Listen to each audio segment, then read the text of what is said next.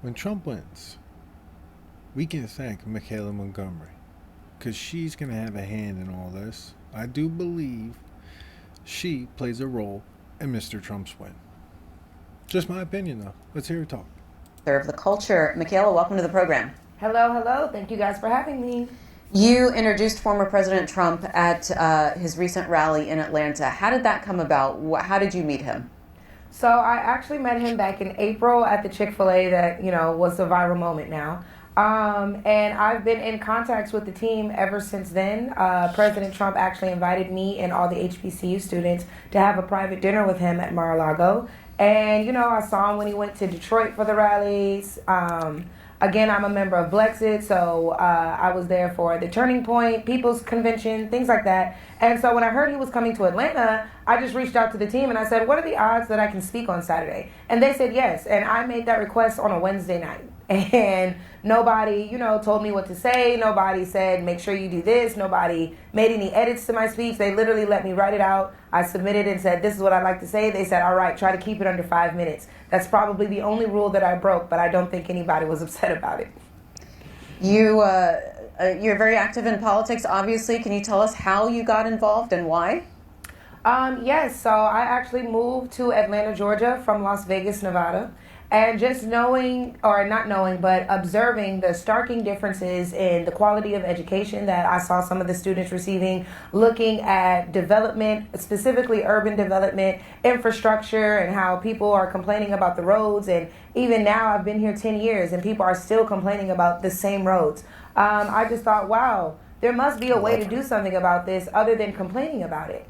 And my senior year of high school is actually when I decided to change my major from pre-law to political science, because I knew then that I could really make change being in government. Before, I thought that I could make change defending, the defenseless.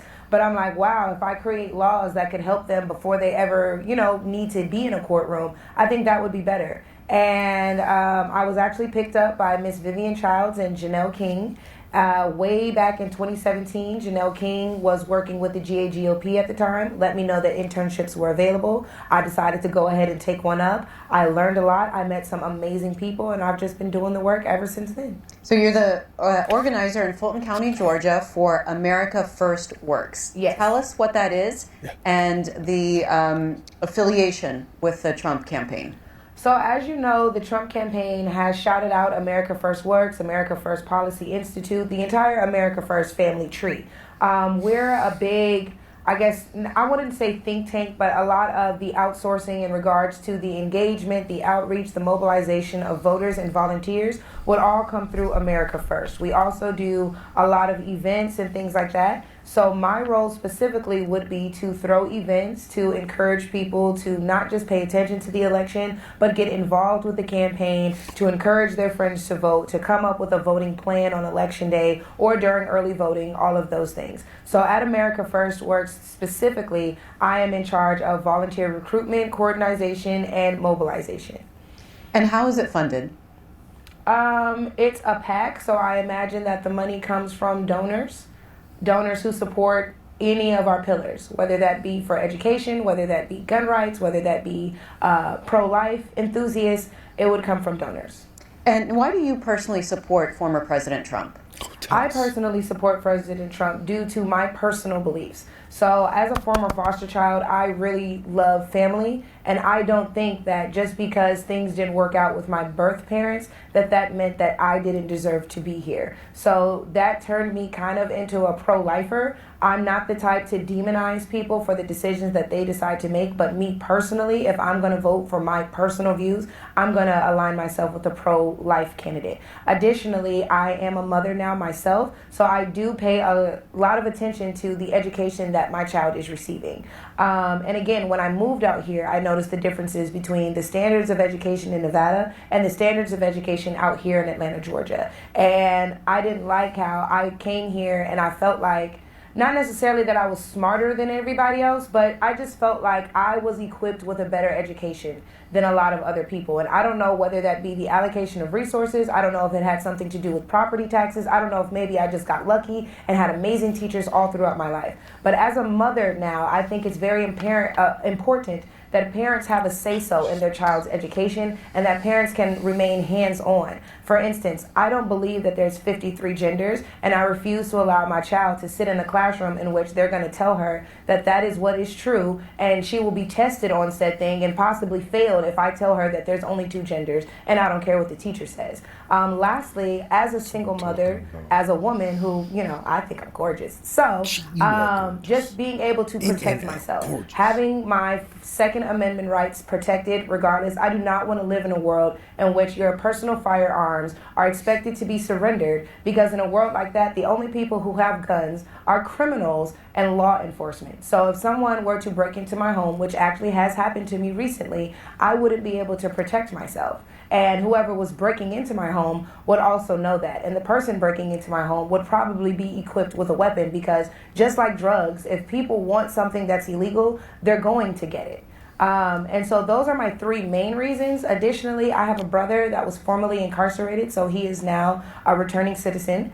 And I think it's unfair that migrants can commit a crime by illegally migrating over here, and they get rewarded with the same resources that my brother would be turned down for. So my brother cannot get food stamps. My brother cannot apply for a luxury apartment. My brother cannot just go out for a corporate job without knowing somebody who knows somebody. Yet a migrant can come over here illegally and be awarded food stamps, be awarded housing assistance, be granted the opportunity to pursue a higher education, all of these things. Yet my brother, who was born here, bred here, when he worked, paid taxes here, he can't get those things, but a migrant can. So when I look specifically at policy and my personal experience, everything that I would want aligns with what I see on the Trump side. All right, and if you'd like to join our conversation with MICHAELA Montgomery, you can do so. Our lines are Republicans, 202-748-8001, Democrats, 202-748-8000, and Independents, 202-748-8002. And Kayla, you founded a group called Conserve the Culture. What is that about? So Conserve the Culture is mainly a mobilization group. So almost a staffing company. So I started out as a door-to-door canvasser, actually. And when doing those projects, the field director would usually be like, do you have any friends that can join you? Can you bring some more people with you tomorrow? And me being a poli-sci major at an HBCU, all I would have to do is go to class and tell people, hey, I'm doing this work for this election. They're going to pay us. Do any of you want to come? And of course, everybody would want to come with me. So I would get everybody to my house. We would wait for the van, the bus, the Uber, whatever, to come pick us up. We would go to the neighborhoods. We would canvass those neighborhoods. We would go right back to my house, which was on campus. So everybody would go to their respective dorms afterwards. So that was something. I started getting calls darn near every other week. And so I was like, this is very interesting. And eventually I ended up working for this man named Edward Muldrow. And after mobilizing the team, getting them out there, getting them home, I'm going to pick up the money so that I can compensate the workers. And he gave me a nice little bit on top of what I was supposed to be, what was owed. And I was like, what's this? And he basically let me know, if you recruit, train, mobilize, transport, and pay these people, you are a manager. And it's about time you start carrying yourself as such. And so Conserve the Culture was created from there. And now it's primarily not just jobs, but of course I make an effort to make sure they have the opportunity to meet whatever candidate it is that they are working for. I bring them to different events, town halls, so that they can see their candidate debate or hear their candidate speak on the issues that are important to them. I have really done my best in exposing them to the different sides of politics. So while I may support Trump, I don't expect them all to support Trump, because my journey that got me here might be different from theirs. So all I can do is give them the same opportunities that were granted to me, and that's let me get you in the room. Let me allow you to participate in these conversations, and let me let you know that, you do have access to your city councilman, to your commissioner, to your mayor, to your governor, things like that. You do have a right to speak to them. You do have a voice in regards to what your concerns are. So I bring my kids everywhere. They haven't only met President Trump. They've met presidential candidate or hopeful candidate Robert F. Kennedy as well. And if Joe Biden actually cared about the community, they would have met him too, but he hasn't made himself accessible. So with that being said, I just do my best to create a new generation of informed voters. Yes, Kayla rocks this way, and I'm going to bring y'all to wherever I'm at so you guys can see why. But if you still don't rock with it, here's what's going on over here, and here's what's going on over there. Now let's have conversations about what you learned in this room and how it differs from what was said in that room. This, I think, is how we're going to solve the issue of voter apathy. And low level, how we have high levels of voter registration and low levels of voter turnout. So, Kayla, the Atlanta rally that we were talking about, where you introduced former President Trump, a few days before that, he spoke to the National Association of Black Journalists, and he talked about Vice President Harris's racial identity, that she had become black. A lot of critics said that hurt him with black voters. What was your reaction? I don't know why it would hurt him with black voters, because it seems like black voters are offended by everything except the conditions in which their reality is set. So while we might be offended that a rich white man is questioning the nationality of a quote-unquote black woman, that black woman does not claim to be black outside of campaign season. So we saw her be black as she was vying to be VP. The hot sauce on the pork chops, the marching with the band, all of a sudden she's paying attention to her AKA sorority sisters. But then once sworn in office, you didn't see the acknowledgement of her sorority or her HBCU. She didn't wear pink, she didn't wear green, she didn't wear anything HU. She also did not acknowledge the black community while in office. We saw bills signed for Asians. We saw bills passed for migrants, which primarily affect the Hispanic community. We saw bills passed for literally everyone but black people. So for her, additionally, last thing, after she took that oath of office, she went on record to say that she was the first South Asian vice president. At no point in time did she promote her blackness. At no point in time does she acknowledge her blackness. At no point in time does she market herself as a black woman. And that was when she was Attorney General. That's back when she was DA. That's all the way until she was Senator. And of course, as Vice President. So the fact that, again, she's using this black card during the election season just so black people will turn out to vote for her. And then she will, if she were to win, she would be in office and then fail those same black people who did everything in their power to get her in. I think that's disgusting. I think that's unfair. And I think that that's why I personally reached out to the Trump campaign and asked if I could speak, because I'm like, you guys might be offended when he says it, but what are you going to do when I say it? Because at the end of the day, I am a black woman. I've lived a black life, and therefore I pay attention to politics. So I was actually excited for her when she ran for president the first time. Just the fact that she was in the race, I was like, okay, HBCUs, do your thing. But she never acknowledged said HBCUs. In the first 100 days of the administration, they cut funding to HBCUs. She did nothing to support the very people that she's now leaning on to win this election. And I wish that those same people would understand that if they were to support her in this election and she does win, we will see nothing but a repeat of the last administration, in which black people, the same people that everybody touts when it's time to get elected, will also be the ones that are the first to be forgotten about once they're sworn in. MICHAELA Montgomery, also at that Atlanta rally and at a news conference the week before, former President Trump attacked Georgia's popular governor, Brian Kemp. I want to show you a segment of that and then have you respond to it. Ain't nobody care. He's the most disloyal guy I think I've ever seen. But think of the wife. We can never repay you for what you've done, sir. We could have never won. And now she said 2 weeks ago that I will not endorse him because she hasn't earned my endorsement. I haven't earned her endorsement. I have nothing to do with her. Somewhere he went bad. And you know what? Your numbers in Georgia are very average. Your crime numbers, your economic numbers, all of your numbers, you're very average. You can do a lot better, and you'll do a lot better with a better governor. You can do a lot better, just so you understand. That's what he thinks. But Let I him don't say want her endorsement. I don't want his endorsement. I just want them to do their job for Georgia. And you know what? He's the governor. He ought to support his Republican Party. Because if he doesn't have his Republican Party, I could tell you where he came from, and it wasn't good. MICHAELA, your response to that.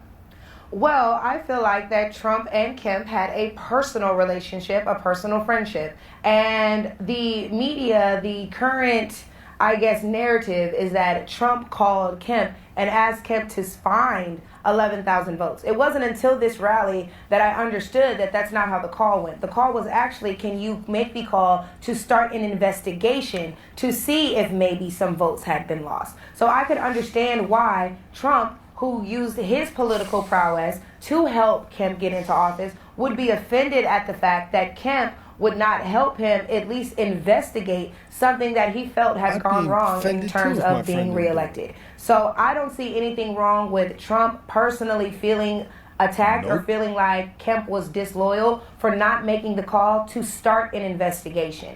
Additionally, he spoke in Atlanta, and as a resident of Atlanta, I can speak that our crime rates are rampant. I can speak to the fact that people don't want to go out anymore because they fear getting shot or they fear their cars getting broken into. I can tell you that kids no longer walk to the park or go hang out at the bowling alley or the skating rink or anything like that because crime legitimately is an issue here. Now, what more can our governor do about it? I honestly would not know because that seems more like a mayoral issue. However, of course, Kemp can get up and shine a light onto the things that are happening in Atlanta and the surrounding cities in Georgia, of course, where they might be facing similar problems. So while I myself haven't received I haven't had a bad experience with Governor Kemp myself, I'm not going to act like I don't understand why Trump would get up and talk about his bad experience with Kemp. And additionally, the Republican Party is all about loyalty. So it kind of does make you want to say, yeah, it is pretty interesting that a Republican governor would not support the Republican Party's nomination for president. I can understand why Trump was upset that he did not get an endorsement from the two people he endorsed and helped get elected. And this is a comment we got on X from Eric, who says, if you want to understand the problem Trump created for himself in Georgia, today on the radio, 9 out of 10 callers are women, and they're all mad at him for attacking Brian Kemp's wife. Let's go to calls now. Kayla, Charlie's in Jonesboro, Arkansas, Republican. Good morning. Hey, I just wanted to ask you a little question about referendum voting. I think if we could vote on things ourselves, like this war in Ukraine or something, we could have some say in it. And at least this voting on John Smith or George, somebody, it doesn't matter who they are, they're not going to represent us. They'll get paid off. We have no say. This is an illusion of a democracy. And I also wanted to say, I think Donald Trump's a wonderful person, a really good man. I'd like to hear what you think about the Mar-a-Lago visit and how he is personally. I just, since we can't have any say in our own government, I think he is the answer. All right. MICHAELA Montgomery, any comment on referendum voting? I agree. Much like President Trump always says, they're not trying to stop, they're not trying to do something to him. They're trying to do something to us, and he's just in the way. I think referendum voting is something that we should support because if the public had a say-so in funding Ukraine's war, I doubt that the funding would continue. If the public had a say-so in do we want little boys competing in little girls' sports, I doubt that the Democratic Party would keep pushing that in the name of tolerance. I think that if we had a right to vote on really a lot of the government spending and a lot of the foreign relation things that are going on, if we even had the right to vote on the migrant issue, and should migrants have, a clear path to citizenship, or should they have to go through processes like we see in other countries? I think that that's important, and I think that that is something that should be talked about. And Colin is calling us from Washington, D.C., Independent Line. Good morning. Good morning. Thank you for taking my call, and thank you for C-SPAN. I've lived in Georgia during the 2020 election, and I didn't vote for Biden or Trump, but I do remember this same sort of rhetoric coming from Ms. Montgomery, trying to claim that, black voters were going to change sides to the Republican Party. And in 2020, I think the black percentage was like 6% for Trump. So I just find it funny that every 4 years, the same, kind of song and dance gets laundered by the Republican Party. And I think it's worth mentioning that, Ms. Montgomery, she was the former city director of Blexit, which is a far right, we're going to try and get, we're going to try and quote unquote free the plantation mentality is a literal quote of the organization of black voters. and it's founded by Candace Owens, who's a far-right loon. So I just think it's disappointing when C-SPAN, platforms people like MICHAELA Montgomery or Sebastian Gorka, or constantly refers to the Washington Examiner or the Washington Times, which are quite literally far-right newspapers that are made up. I mean, the Washington Examiner, go look up who founds them. They're going to be, referring to the Epoch Times. So, all right, Colin, we'll get a response from MICHAELA Montgomery. Go ahead, Michaela. First of all, I'm a huge fan of Candace Owens, and I went to my first Blexit event here in Buckhead back in 2019. And the speeches that I heard, the visualizations that were presented to me, I was like, wow, this is great. And when it comes to getting off the Democratic plantation, that's a real thing, and I don't know why somebody would feel like I, myself, would be offended by that. If everybody thinks the same, has been fear-mongered into thinking the same way, living the same way, then yes, that's a plantation. Because how in the world were so many slaves who outnumbered their slave masters continuing to be slaves? It happened because they were fearful of doing something different. So when we say that Democrats are on this Democratic plantation, specifically talking about black people, it's because yes, you guys are all blindly following a leader and you're scared to do something different. Additionally, to think that somebody like myself, who can clearly articulate their points, their opinions, their life experience that have led them to support certain candidates, it's very interesting that somebody would demean C-SPAN for having a guest like me on TV. There's plenty of people who think, act, and wish that a voice like mine had a bigger platform. So it's unfortunate that people like that feel like we should be silenced. All right, let's talk to Ladley in Marietta, Georgia. Democrat, good morning. Silly, insecure man. Yes, I did not know that you knew Candace Owens. Because she's pretty much been outcasted by the right because of her stances on Israel. But anyway, you will have a good job at Fox News at some point. I guarantee you that. And the things you point out on the Democrats, their failures, you're absolutely right on some of the things. The Democrats fall short, but at least we try. The Republican policies are just the complete opposite, okay? The last thing I want to say is they're never going to let you in the club, okay? And you like the movie Django, you are the character of Samuel L. Jackson. I don't know the exact terminology, but not Uncle Tom, but Uncle Tommy, or you're a complete sellout. All right, and we'll go to Robert in... I can't respond to that? Oh, yes, you can. Thank you very much. Because first of all, it sounded like that was a non-black person telling me that. So as a Democrat, that sounds pretty racial and pretty divisive. Next, it's very interesting that I, again, would be called names or be compared to fictional characters because of who I choose to support. Again, these people who are calling and making these derogatory statements about me, who I choose to support, are denying the fact that, again, who are you to tell me that my personal experience is invalid? I think that that's something that a lot of Democrats need to look within, because how have you tried? Kamala Harris is in office right now and has not tried to do anything about the border, has not tried to not tax people on tips, and has not tried to do anything about our failing education system. So everything that she's promising she can do for you on day one, she could do right now, but she's not trying to. So that's something to, for some Dems to take home. Dems. Robert in Aurora, Indiana, Republican, good morning. Yes, Ms. Montgomery, I commend you, sweetheart. You are telling the truth. I want to tell you a little bit about it. I'm 87 years old. I went from my trade school. I didn't pass, but my dad served World War II. My uncle fought the Battle of Bulge. Back when I was a kid, we had black people working for us. There is colors, black, white, red, you name it, yellow. They ate at our table. They didn't have to go out in a barn or a shed or sit on the porch to eat. They ate with the family.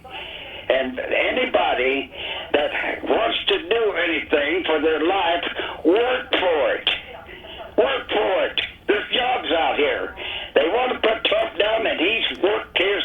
Who would take a shot for this country? Who would take a shot for this country? And he wasn't in the military, no. But he did take a shot for this country, and it almost killed him. And you idiots out there that can't see that this man wants to do right for this country. He loves his country. He loves the people. All right. Vote for him. All right, Robert.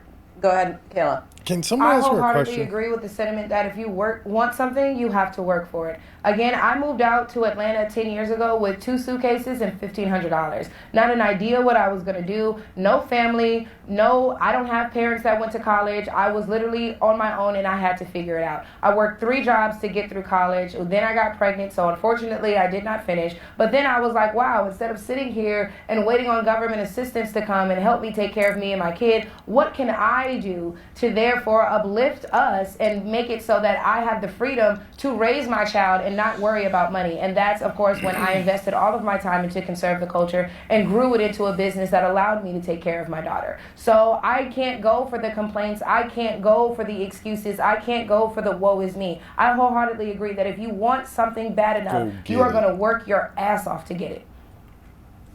Aaron, independent in Upper Marlboro, Maryland. Good morning. Good morning. Thanks for taking my call. I would like to address my comment to Mrs. Montgomery. If she doesn't know how she's in her current station of life based on resources or housing taxes or just her luck of the draw, I agree, you're not very smart. Thanks for taking my call. Wait, Aaron. What are you talking about? What do you mean? Exactly. Let's sound smarter when we ask the question, please. Well, yeah, you made a comment earlier when you were living in Nevada and you moved to Atlanta. I don't know if it was my resources in Nevada because I guess they had pretty good school system. Actually, we don't. Nevada was ranked very low when it comes to education. It just so happened that our government allocates our dollars better. But go ahead. But initially you said you didn't know if you were smarter, but if you think resources in regards to how I feel my level of intelligence is in relation to the people that I've met out here. Yeah, Michaela, let him finish. Go ahead, Aaron. I'm sorry for talking while you're interrupting. Well, you go ahead. Carry on. I think I understand what you're getting. You heard my sentiments earlier in which I said I moved out here, and I don't want to say that I feel like I'm smarter than anybody else, but was it the resources that were allocated to me? Was it the fact that I got lucky with amazing teachers? Nevada ranks very low on education. So let's not act like, oh, all of a sudden I'm not smart. No, I noticed that even with Nevada being ranked so low in education, I felt like the quality of education that I received was much better than the ones that kids are receiving out here. Out the property taxes. Okay, property taxes. So are you telling me that with all the black wealth that exists here in Atlanta, with all the black millionaires that live here in Atlanta, why in the world do 92% of APS students are illiterate?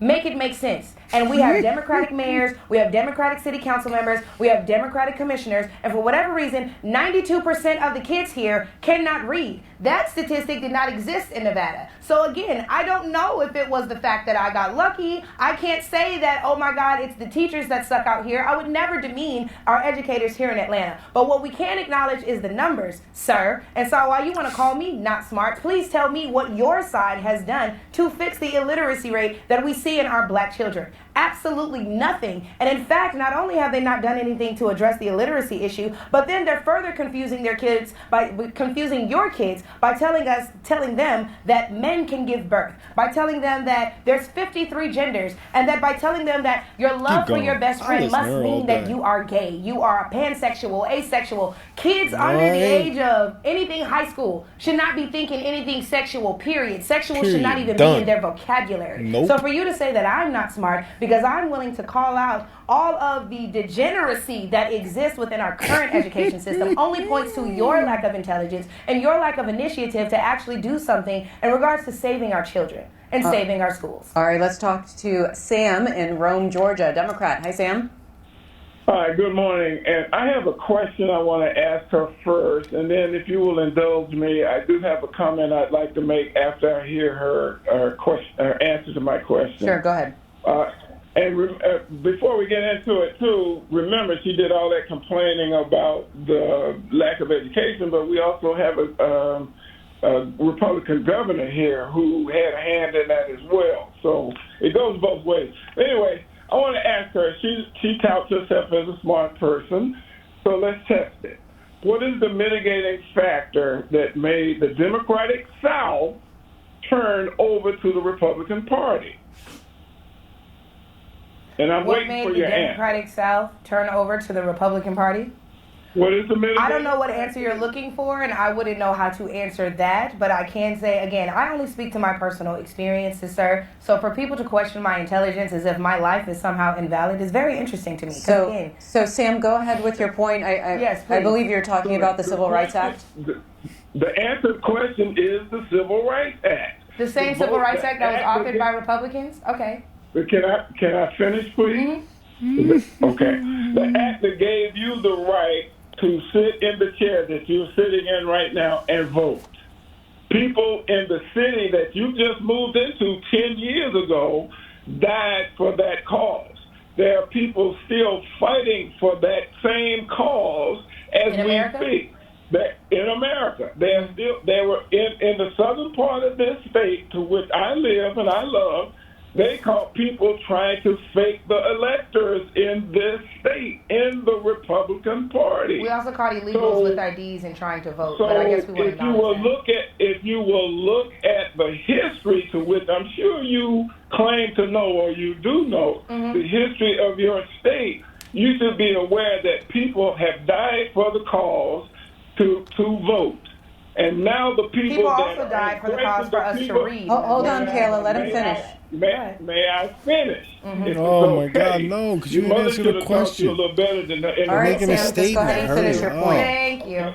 Thank you. But the people that have died for this cause are still fighting for the same cause. Now, it's okay if you want to be Republican or Democrat, but not these Republicans. They are of a different ilk. You sound like They the are same different old structure. dog. They Go are it, the go same it, go it, go structure it. that left the Democratic Party to come to the now Republican Party. And that's my comment. All right, Thank Sam. you.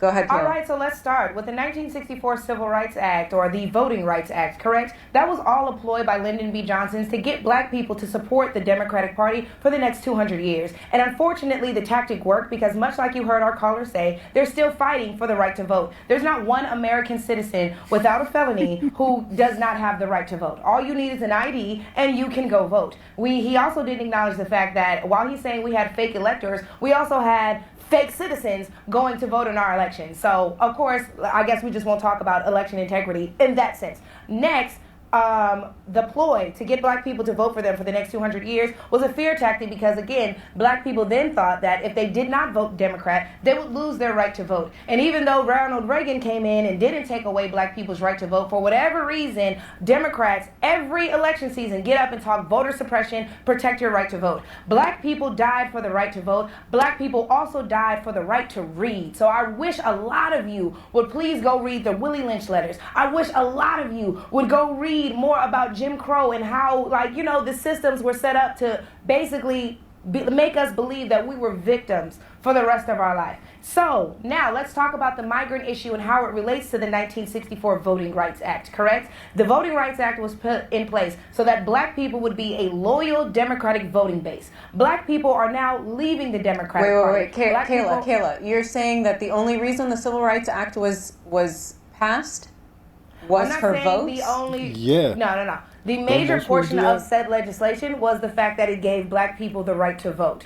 Right? And Democrats touted the fact that they gave black people the right to vote. They then used fear-mongering to make black people believe that if they did not vote Democrat, they would lose their right to vote and whatever other rights and resources that were granted to them by these Democrats. Correct? Now that you see black people leaving the Democratic Party, now that you see black people calling out the Democratic Party, now that you see black people tired of living in the same conditions that they were in when the bill was signed, they no longer have that loyal voting base. So you know what they're doing now? Now they're opening the borders. They're letting these migrants in. They're giving them these welcome packages full of food stamps, housing assistance, whatever else, housing and clothing and whatever else it is maybe that they need in order to come over here and live comfortably. Why? Because now when you have these illegal migrants coming over here, and it's clear that the Republicans are like, no, get them out. Now you have a new loyal voting base who's like, oh God, if we don't vote for the Democrats, we're not only going to lose our right to vote, but we're possibly going to lose our citizenship as well. It's never been a thing where we're going to do this for the betterment of the black community or the Latino community.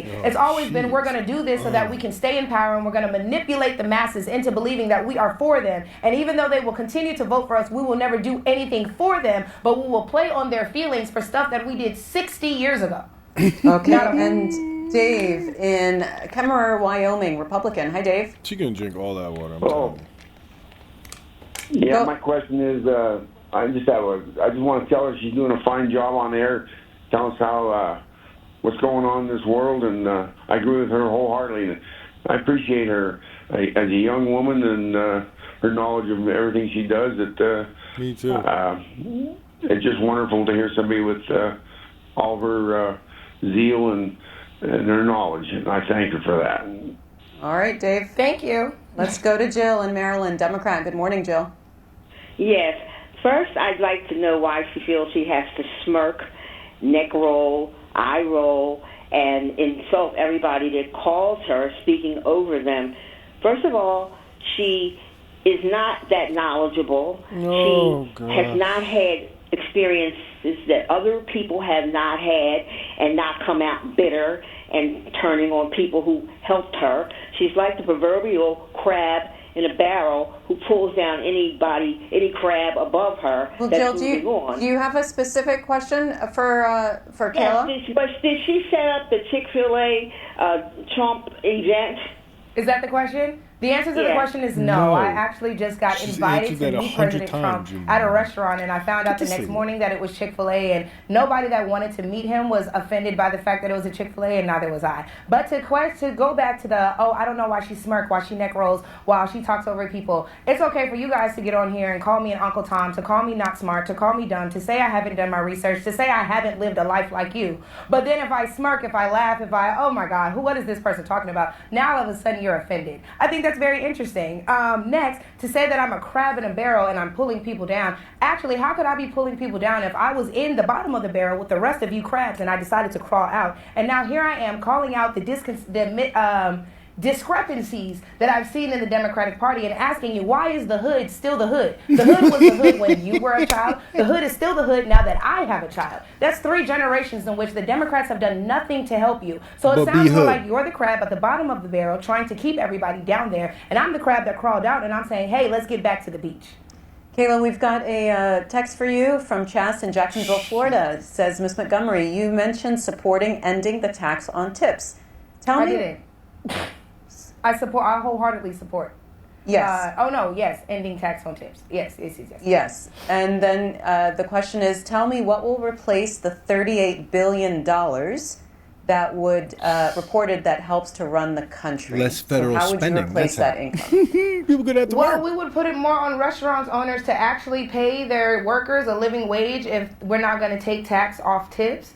And then that money would be recouped from payroll taxes, business taxes, sale taxes, things like that. To act like the money can't be recouped from literally any other, compound is pretty interesting to me. I don't think that taxing the tips of workers who are already underpaid and therefore have to go out of their way to earn a tip from the customer should then have to pay money on that tip. So would you support a raise in the federal minimum wage? No. I think that the federal minimum wage should reflect the cost of living, but I can't say that we need to change the minimum wage until we get the economy stabilized, because minimum wage might be sufficient if inflation wasn't so high. So until we get inflation under control, I don't think we can talk about wages, because if we raise the minimum wage right now, that would only make the current situation in the economy worse. There's so many things outside of raising the minimum wage that we would have to address before we could go do something that big. Stella, a Republican in San Diego, good morning. Good morning. I'm grateful for the chance to say, MICHAELA Montgomery, you are speaking the truth. Keep speaking the truth, because people are afraid to speak it. And you're absolutely 100% correct about the things you're saying. Damn it is so totally and completely unfair in this country.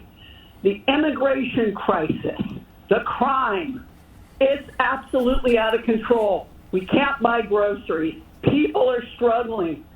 The fact of the matter is, Kamala Harris is not coming out on television and talking about policies. She's going to hide behind the camera on a teleprompter. She's not going to speak the truth. You're speaking the truth. Keep doing what you're doing. Thank you for your work. Thank you. Philip in Jackson, Mississippi, Independent Line. Hi, Philip. Hi there, Mimi.